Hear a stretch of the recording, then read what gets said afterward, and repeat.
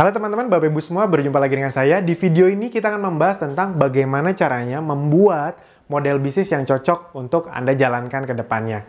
Nah, materi ini saya dapatkan dari sebuah training yang harganya lumayan, tapi efeknya bener-bener luar biasa ke bisnis saya setelah saya praktekkan.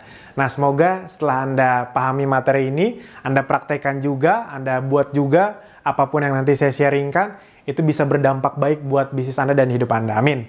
Nah, di training tersebut, itu intinya kira-kira seperti ini. Anda akan dikasih 12 pertanyaan yang harus bisa Anda jawab dengan tepat. Tepatnya relatif sesuai dengan bisnis Anda. Kalau itu tidak bisa dijawab, lebih baik ganti bisnis. Kira-kira seperti itu. Itu dia. Karena kalau tidak bisa dijawab, berarti bisnisnya tidak scalable. Tidak bisa dibesarkan, gitu. Tidak bisa diledakkan. Nah, yang akan saya sharingkan adalah 5 pertanyaan yang menurut saya ini sangat penting khususnya untuk Anda orang baru. Jadi saya ambil yang bagian kalau Anda baru bangun bisnis atau sudah pernah bisnis namun gagal. Nah, mungkin ada 5 di antara 12 ini yang miss Anda jalankan. Nah, yang pertama adalah what is the problem? Jadi teman-teman Bapak Ibu semua, kalau Anda mau berbisnis, mulailah dari pola pikir masalah apa yang ingin saya bantu bereskan di masyarakat. Jadi konsumen masyarakat itu punya masalah apa sih?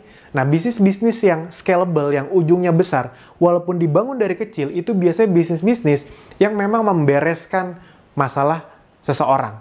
Penjualan itu terjadi karena hal yang sangat sederhana. Penjualan itu, sales itu, terjadi sesederhana ini teman-teman. Ketika Anda bisa memberi solusi dari masalah seseorang.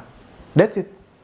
Jadi sales itu adalah jawaban dari masalah seseorang. Solusinya kita kasih ke mereka. Itu. Nah, ketika orang punya masalah, kita punya solusi, dia pakai, dia beli solusi dari kita, dia puas, disitulah dia loyal. Nah, ketika loyal, udah dia akan ikut sama Anda, walaupun bisnis Anda masih kecil, tapi karena yang ngeberesin masalah adalah Anda, walaupun ada kompetitor Anda yang jauh lebih besar, tapi yang ngeberesin masalahnya Anda gitu. Dia akan loyal dengan Anda, sampai Anda besar ke depannya. Jadi prinsip terjadinya loyalitas itu sesederhana ini teman-teman Bapak Ibu semua. Masyarakat punya masalah, konsumen punya masalah, dia ingin membereskan masalahnya, akhirnya dia membeli solusi Anda. Ketika dia beli solusi Anda, akhirnya dia jadi loyal.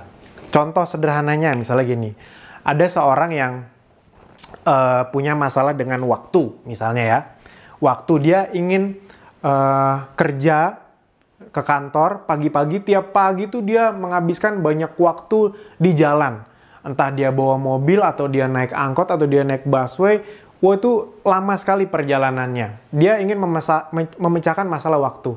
Akhirnya tiba-tiba ada satu platform atau aplikasi yang menawarkan untuk menyelesaikan masalah tersebut, namanya Gojek misalnya. Jadi dulu kenapa dia harus naik mobil gitu? Itu lama ya karena macet di jalan. Mau lewat tol kalau jam kerja itu ya macet juga. Kalau naik angkot udahlah macet juga, plus dia harus jalan kaki ke tempat angkotnya itu ada, nggak ngetem. Nah, datanglah Gojek ini. Cuma lewat aplikasi, ketik, nggak nyampe beberapa menit, cuma kurang dari 5 menit, tiba-tiba motornya datang, Gojeknya datang. Wah, masalah pertama beres. Biasanya dia harus jalan kaki, kalau harus naik angkot. Ini Gojeknya yang nyamperin. Habis itu ya karena naik motor, jadi lebih bisa selap-selip, dia bisa lebih cepat dalam sampai kantornya. Nah, ketika itu terjadi, masalah dia beres, dia akhirnya puas, udah dia akan loyal sama Gojek. Itu kira-kira seperti itu. Nah, jadi teman-teman Bapak Ibu semua, proses bisnis yang besar adalah selalu mulai dari problem apa yang bisa Anda bereskan. Nah, yang berikutnya, who has the problem? Siapa yang memiliki problemnya? Atau kalau bahasa sederhananya, siapa target market Anda? Biasanya kalau orang baru bisnis, termasuk saya dulu, kalau ditanya target marketnya siapa? Jawabannya, semuanya. Semua bisa jadi target market kita. Itu dia. Benar, semua bisa jadi target market kita. Benar, tapi kita perlu ada yang spesifik dulu di awal. Sama kayak Akademi Bisnis Digital contohnya. Saya kan bilang, latar belakang apapun bisa. bener bisa, tapi dari sisi bisnis, Akademi Bisnis Digital itu punya target market yang memang dispesifikasi sebenarnya. Dan pada ujungnya, pada hasilnya itu ternyata bisa lebih berkembang dibandingkan target marketnya. Itu bisa, tapi tetap mulai dengan target market yang spesifik. Contoh paling standar adalah Anda harus bisa membedakan mana pengguna, mana pembuat keputusan. Nah itu dulu deh, ilmu yang paling standar dalam target segmenting atau mencari target market yang tepat. Contoh misalnya, Anda jualan bahan-bahan makanan organik, itu dia yang sehat. Saya pernah menanyakan, oh ini bisa buat semuanya nih, bahan makanannya bagus buat anak kecil, buat ibunya, buat bapaknya, pokoknya buat keluarganya. Iya, tapi target marketnya siapa? Dia masih ngotot, semuanya bisa gitu. Ya udah, gini deh lebih detail. Siapa yang membuat keputusan barang kamu dibeli?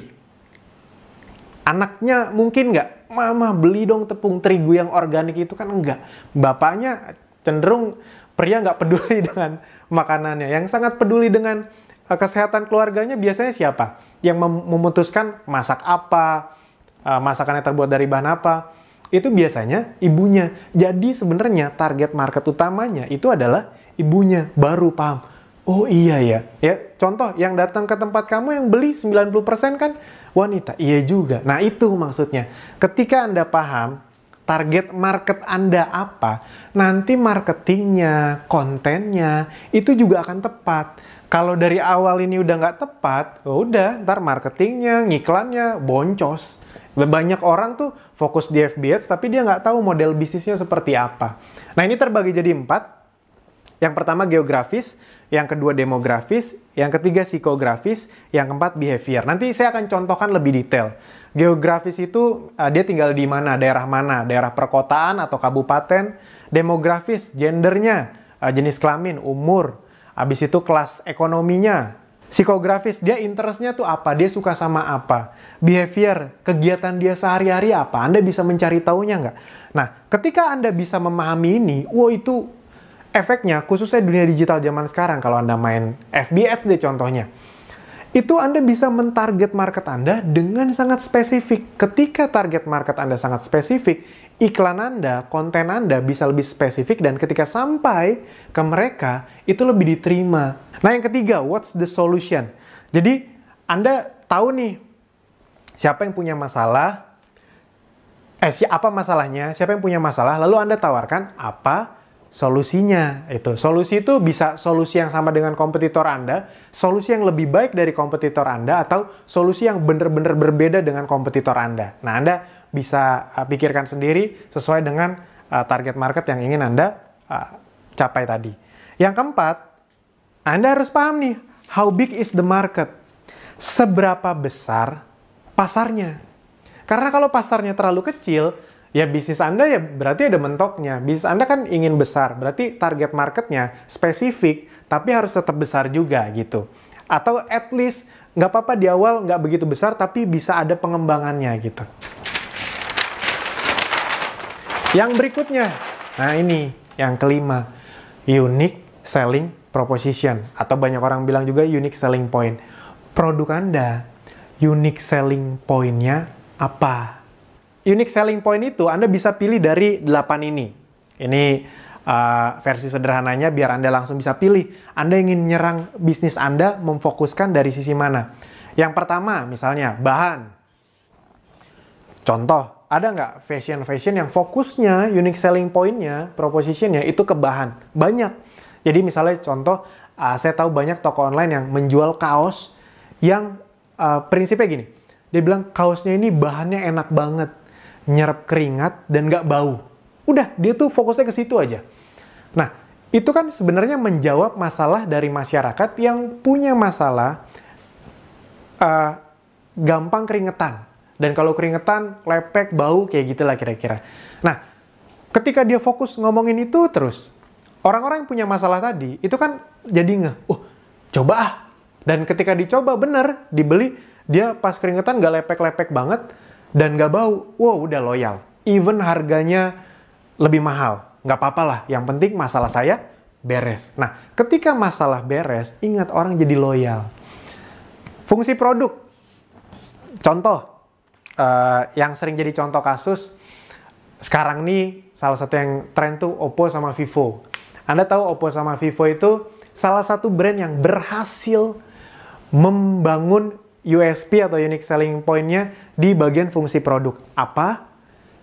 Kamera. Lebih tepatnya kamera depan atau kamera selfie.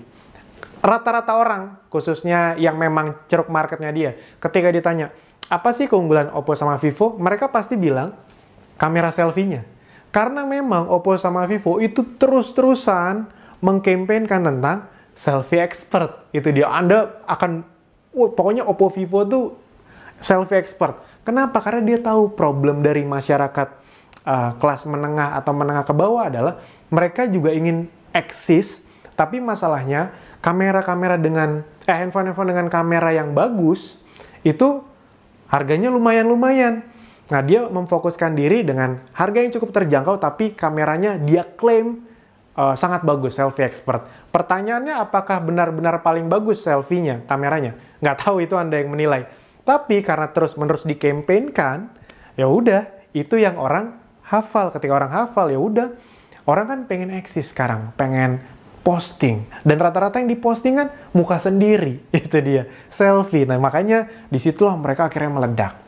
Harga, Anda bisa main, oh nih, kualitas sama, harga lebih murah misalnya. Service, jadi di otomotif banyak tuh, wah memang mungkin kami tidak sering ganti model kayak merek sebelah, tapi bengkel mobil kami ada di mana-mana, jadi Anda aman kalau kemana-mana. Itu quality atau kualitas. Daerah, oleh-oleh daerah sini loh. Eksklusivitas, eksklusif ya, ini memang dibuat hanya 1000 piece, itu dia.